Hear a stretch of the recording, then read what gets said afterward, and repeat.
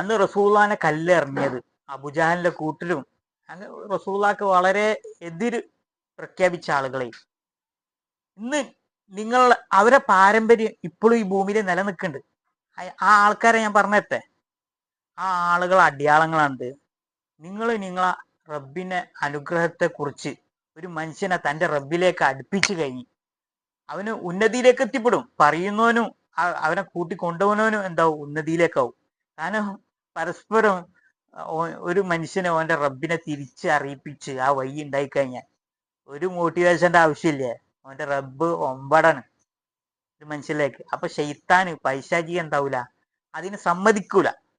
അപ്പൊ ഇപ്പൊ എന്നോട് തന്നെ എന്റെ ഫ്രണ്ട്സുകൾ പറയുന്നുണ്ട്, ഈ പെർഫ്യൂമിന്റെ ബിസിനസ് മാത്രം ചെയ്താൽ മതിടാ, അല്ല അതല്ലേ എന്തിനാ ദൈവികത്തിനെ പറ്റി പറയണ്ടേ. അപ്പൊ ഇതിന്റെ യാഥാർത്ഥ്യം എന്താ അവർ പറയണേ? ഞാൻ പറഞ്ഞില്ലേ അന്ന് പറഞ്ഞ അബൂജഹലിന്റെ കൂട്ടര് അത് ഇന്നുണ്ട്. പക്ഷെ അവര് പോലും അറിയാതെ എന്താവാണ് ഈ സമൂഹത്തിൽ വെളിവാവുക. അവരറിയില്ല. കാരണം എന്താ, നമ്മളെ ഇമേജ് നമുക്ക് പോകുന്ന ആളുകളെ ധാരണ. നമ്മളെ റബ്ബിനെ കുറിച്ച് നമ്മൾ പറയുന്നത് നമ്മളെ ഉമ്മാനെയും ബാപ്പാനെയും തന്ന് ആ ഉമ്മയിലും ബാപ്പയിലും സ്നേഹം ഇട്ട് തന്ന പഠിച്ച തമ്പുരാനെ നമ്മളോട് എത്രത്തോളം സ്നേഹമുണ്ട്, ഈ റബ്ബിനെ കുറിച്ചിട്ടല്ല നമ്മൾ പറയേണ്ടത്. ഇതിന് നമുക്കുള്ള സ്റ്റാൻഡേർഡും ഇസ്സത്തും ഒഴിവാക്കിയിട്ടുള്ള ഒരു സ്റ്റാൻഡേർഡ് നമുക്ക് വേണ്ട എന്നുള്ള ആ കാഴ്ചപ്പാടുണ്ടെങ്കിൽ അള്ളാന്റെ തിരുനോട്ടം തീർച്ചയായിട്ടും ഉണ്ടാവും. ഓർക്കുക, ചിന്തിക്കുക. Okay, by.